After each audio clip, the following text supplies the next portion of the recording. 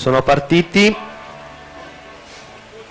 per la serie numero 12 dei 100 stile libero categoria ragazzi. Alla corsia 1 Marton Riccardo stile libero SSD, al corsia 2 Artico Giulio rappresentativa Idros, corsia 3 Alba Tommaso Città Sport Vicenza, alla corsia 4 Bit Andrea Nottoli Nuoto 74, corsia 5 Ferrarese Paolo Clodia Piscina in Fitness, corsia 6 Scattolon Samuele Antares Nuoto, corsia 7 Mattiuzzi Edoardo rappresentativa Idros, sempre per la rappresentativa Idros, in corsia 8 Galinaro Alessandro.